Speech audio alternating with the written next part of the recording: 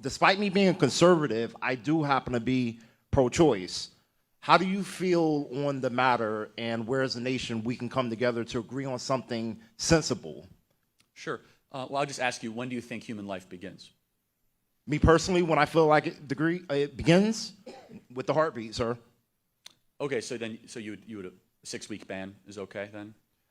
I'm pro-choice with exceptions. No woman, I don't feel like if a woman is due to have a child next week that she could choose to abort the child. That's not decency. That's not decent.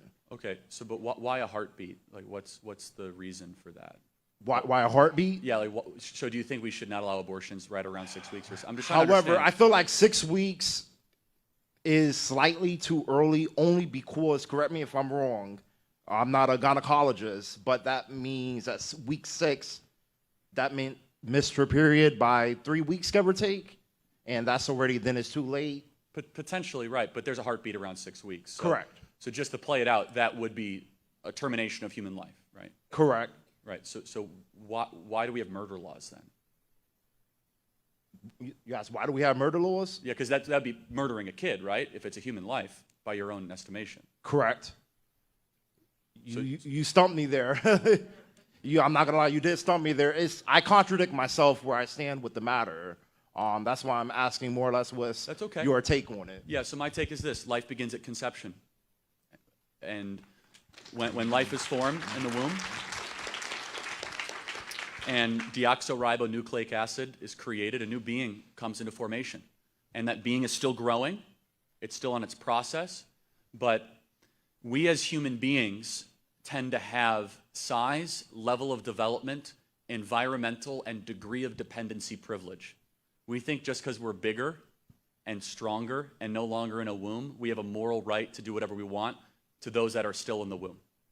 And the toughest questions are the ones when we ask, what does it have to do with me, and is it worthy of protecting those that can't protect themselves? And so to be consistent, we say that's when human life begins. And just because the being is small, just because the being is in a womb, doesn't mean that we have a moral right to obliterate it. Does that make sense? Yes, it does. I think you're actually pro-life. I am. I just think, of personal situations and, That's understandable. things that matter. But let's play that out just for a second. Situational ethics, for example, if a family is going bankrupt because the 4-year-old is eating too much food, you can't kill the 4-year-old to be able to reduce the family budget, right? Correct. If I have the time, I will say, for one reason that I do happen to be pro-choice. A lot of people that is pro-life feels like it is an extremity for women that is already on the system to continue to have more kids. I hear you. To be given more funds.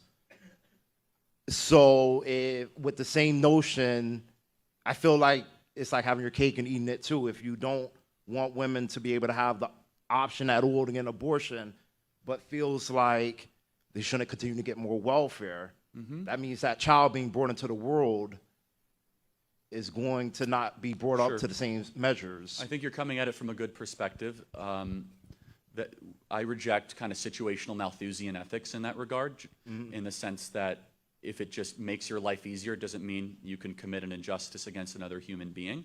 The same goes for arson or robbery or whatever it might be. But I will agree that we have to make it easier to adopt kids in America. There's 2 million families right now on the adoption waiting list, and there's a million abortions every single year.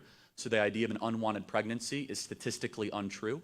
And I believe that churches and communities, and yes, even at times city and state and local governments, need to step up and say, okay, we want Roe repealed, but we have to make sure that families and parents and moms have the support that they need. And I'll say one final thing, I think you agree. To the cowardly men that impregnate women and disappear, shame on you, and you're a big part of this problem. 100% correct. God bless you. Thank you.